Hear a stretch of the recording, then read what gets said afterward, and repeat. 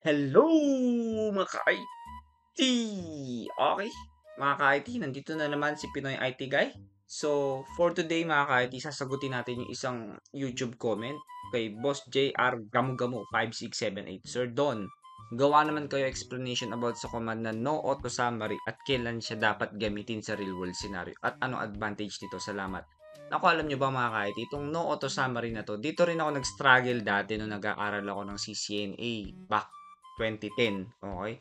So, ang tagal ko rin hindi na-gets 'tong ano, auto summary na 'to. Pero ngayon, i-explain ko sa inyo, sobrang dali, okay? So, mga ka-IT, meron tayong scenario dito, okay? Meron tayong R1 and R2, dalawang router. Tapos meron tayong office, which is si green office, at meron tayong isang office din na si orange office, okay? Mapapansin niyo kay green office meron tayong dalawang network, 172.16.10.0/24 and 172.16.20.0/24 din. Kay Orange Office, may dalawang network din tayo, 172.16.30.0/24 and 172.16.40.0/24. Mapapansin nyo mga ka-IT, itong mga subnets na to, okay, itong mga networks na to is na subnet siya. Okay, ano ibig ko sabihin? Kung matatandaan nyo sa mga previous video natin, kapag ang IP address ay nag-i-start sa 172, okay, automatic class B network yan. Kung di nyo matandaan IT, kung di nyo maalala yung class A, class B, class C, watch nyo lang yung mga previous videos natin. So, ngayon, yung 172 na yan, dahil class B yan, by default, ang subnet mask pag class B is /16, hindi /24. Okay? So, kung mapapansin nyo, lahat ng network natin sa green at saka sa orange, nakasubnet siya. Okay? Ibig sabihin, hindi niya ginagamit yung default subnet mask niya na /16. Kasi itong mga to /24. Okay? Ngayon mga ka-IT, dati, yung ganitong klaseng setup, problema to. Kasi, ang tinatawag sa ganitong setup is discontiguous network. Ano ibig sabihin ng discontiguous network? Mapapansin nyo mga ka-IT, meron tayong network dito sa green, okay, na nakasubnet siya, na hindi niya ginagamit yung default class full subnet mask niya na /16, ginagamit niya /24. Tapos, i-advertise natin sa ibang network, kung mapapansin niyo, i-advertise natin siya sa orange, tama? And vice versa. Itong sa orange na to, itong 172.16.30 and .40/24, i-advertise din natin siya dito sa green network. Pero ang problema mga ka-IT, dadaan siya sa isang network na hindi nila kaklas. Okay? Which is ito, si 192.168.1.0. Okay? Magiging problem ito mga ka-IT. Kaya, dumating yung command or nagkaroon tayo ng command na no auto summary. Anong ibig sabihin nun?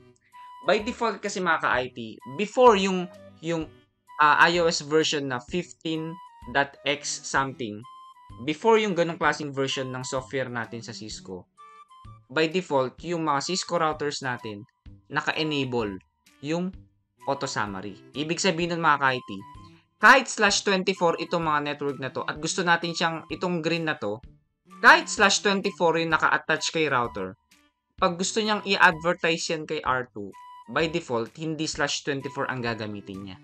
/16 ang gagamitin niya.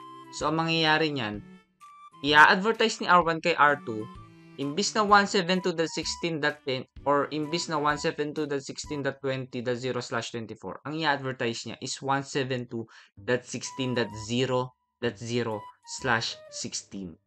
Kasi kailangan natin gamitin yung class full subnet mask, which is yung /16. Okay, which is hindi dapat ganun na mangyari. Kaya ang ginagawa natin, tina-type natin yung no auto summary. Ibig sabihin, sasabihin natin kay R1, o R1, tatype ko yung no auto summary. Ibig sabihin, wag mong isa-summarize. Okay, wag mong ibabalik sa class full subnet mask nila na /16. Kung ano nakalagay dito sa router code, which is /24, yun ang i-advertise mo. Wag mo siyang isa-summarize. Yun yung ibig sabihin ng no auto summary. So kapag tinype mo ang no auto summary dito mga ka-IT, So, si R1, pag in-advertise niya yung 172.16.10 at saka yung 172.16.20 na ang gamit nila is /24, pag in-advertise nyo kay R2, okay, masasama yung subnet mask. Okay, which is yung /24. Pero kung hindi nyo tinype yung no auto summary at naka-enable by default ang summarization, ang auto summary kay R1, hindi niya isasama yung subnet mask. I-assume ni R1, okay, 172 nag-uumpisa to. Hindi ko napapansinin yung /24. Magbe-base ako sa default subnet mask niya, which is /16. Which is yun yung ayaw natin mangyari. Kaya doon pumapasok o yun yung explanation ng no auto summary. Sa real world, ginagamit ba natin siya? Well, dahil bago na yung iOS version o yung software version, gumagamit na siya ng version number na 15 pataas. By default mga ka-IT, okay, naka-disable na yung auto summarization. Pero kapag mga lumang software ng Cisco, okay, yung 12 that something na software version, naka-enable yung auto summary.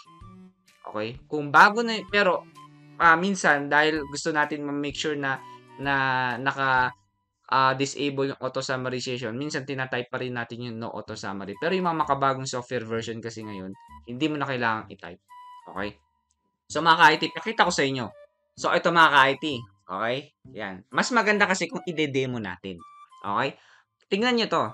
Nasa R1 and R2 tayo. Ito tayo kay R1. Okay? Show IP interface brief. Okay. So, mapapansin nyo mga ka-IT, kay R1, okay, si serial 010.1 ang IP niya, 192.168.1.1, which is ito yon. Which is ito yon. Tapos, yung loopback 10 natin, 172.16.10.1, okay siya. Yung loopback 20 natin, 172.16.20.1. Ito mga nakikita nyo loopback na to, okay, i-assume ninyo, mga different networks lang yan. Okay? Gumamit lang ako ng loopback para, okay, hindi na ako gumamit ng physical interface. Sa mga next videos natin, i-explain natin para saan ba itong mga loopback interfaces na to. Okay? So, kung check natin yung routing table natin, show IP route, connected, mapapansin niyo kay R1, tatlo ang kilala niyang network. Okay? Isang naka-attach or isang naka-assign kay loopback 10, kay loopback 20, at kay serial 010. Which is, kung titingnan natin dito, ito si serial 010, ito si loopback 10, ito si loopback 20. Okay, so saktong-sakto, tatlo lang kilala niya. Mapapansin nyo si R1, show IP route tayo. Okay?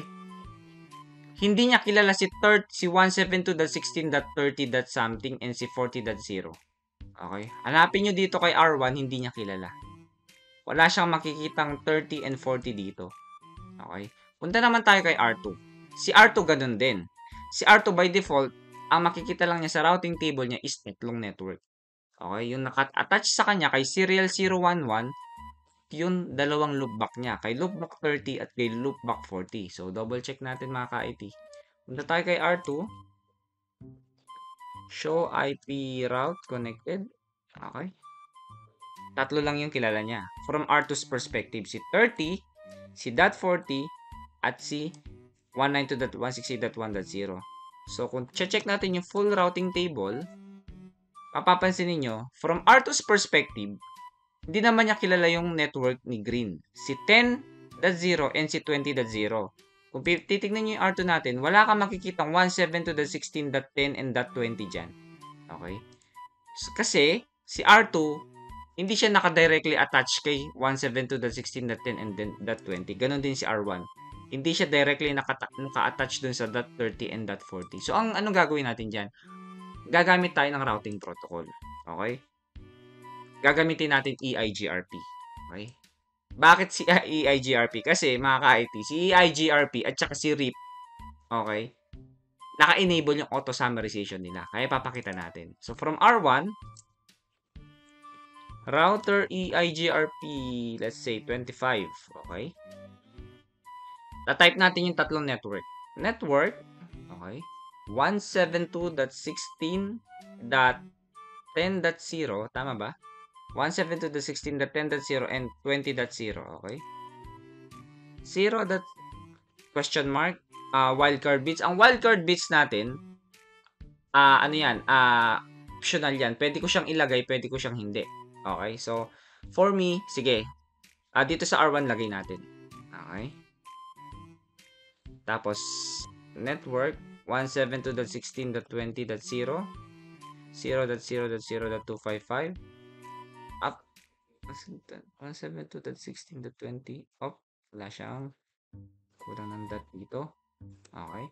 Tapos, network, yung serial interface niya, yung 192.168.1.0.255. Okay, yan. Next, kay R2 naman tayo. Okay, kay R2. Okay, route, configure terminal, router EIGRP25. Make sure pareho ang autonomous system number ng EIGRP sa R1 and R2. Okay, network. Okay, yung 172.16.30.0. Okay, pero this time kay R2 hindi ko isasama yung wildcard mask, which is okay lang. Okay, network 172.16.40.0. Okay, ito siya mga ka-IT ito nilalagay natin. Yung 30.0, 40.0, at saka yung 192.168.1.0. Yung mga directly naka-attach sa kanya. In short, ito. Okay, yan yung nilalagay natin. Then, yung network 192.168.1.0. Enter. So, napansin niyo nagkaroon ng adjacency. Nagkaroon ng neighborship. So, check natin mga ka-IT. From R2's perspective, kanina mga ka-IT, hindi natin kilala si 172.16.10.0 and si 20.0. Okay, pero bago natin tignan yun, check na natin yung neighborship nila. Show IP EIGRP neighbor. Para lang sure, okay. Ka-neighbor na natin si 1.1 or si R1 yan. So, check natin yung routing table natin. Show IP route. Okay. Mapapansin nyo mga ka-IT. Okay. Yung D, yan yung nakilala niya via EIGRP. Napansin nyo, 172.16.0.0/16 is a summary. Null 0. Okay. Pansinin nyo mga ka-IT. Wala yung .10 at saka yung .20. Bakit? Okay. Ang nangyari mga ka-IT, from R1, nung in-advertise niya or nung shinare niya yung 10 and 20 kay R2, sinamarize. Nasummarize siya. So, nangyari, imbis na dalawa ang nakikita mong network, kay R2, si 10 and 20 dapat, ang nakikita mo, sinamarize niya into classful network. Bakit /16?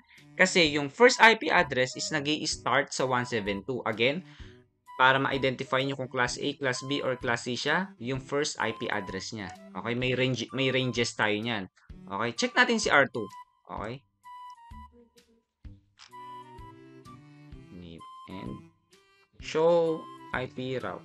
Okay. Pansinin nyo, isa lang din yung D or yung EIGRP learned route. Which is, ito lang. Si 0.0, 172.16.0/16 din is a summary. Okay?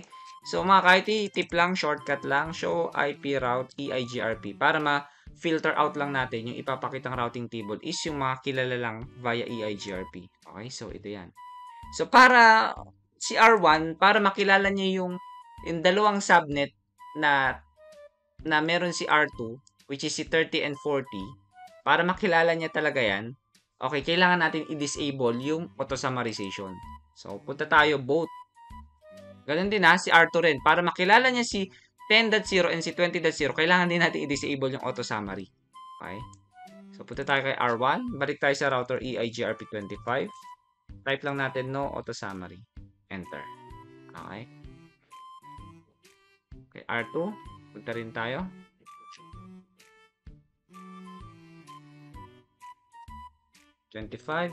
No auto-summary. Okay. Ngayon mga ka-IT, check natin ulit. Okay? From R1, check natin yung kay R1. Okay? Show IP route EIGRP. Pansinin nyo mga ka-IT. Kanina, naka-summary. Pero ngayon, nakikilala na niya si 30 and 40. Okay? Ganon din yan kay R2. Okay? Show IP route EIGRP. Nakikilala na niya yung 10.0 and yung 20.0, which is kanina. Okay? naka-summary. Okay? Balik tayo dito. Check natin yung full routing table. Wala ka na makikitang summary. Okay? Tingnan niyo to kanina. Kung titingnan natin kanina, ito siya, which is letter D. Ibig sabihin, na-learn niya via EIGRP. Pero ngayon, nung tinype natin yung no auto summary, imbis na sinamarize yung mga routes or yung mga network, hindi na niya sinamarize. Sinama na yung buong subnet mask, which is yung /24. Kaya nakikita na natin yung 10 and yung 20. And ganun din, kay R1, nakikita na natin si 30 and si 40. Okay? So, yun lang mga ka-IT. Kung yung balikan natin yung tanong, saan natin siya nagagamit? Well, basically, sa modern software versions ng ng iOS routers natin, minsan hindi na natin tina-type yung no auto summary kasi by default, naka-disable na yung summarization. Okay? Pero, lagi nyo pa rin i-double check palagi. Okay, mga ka-IT? So, hopefully, naintindihan nyo para saan yung no auto summary. And kung nagustuhan nyo, comment lang kayo, mag-suggest lang kayo ng mga other tutorials, and please subscribe for more.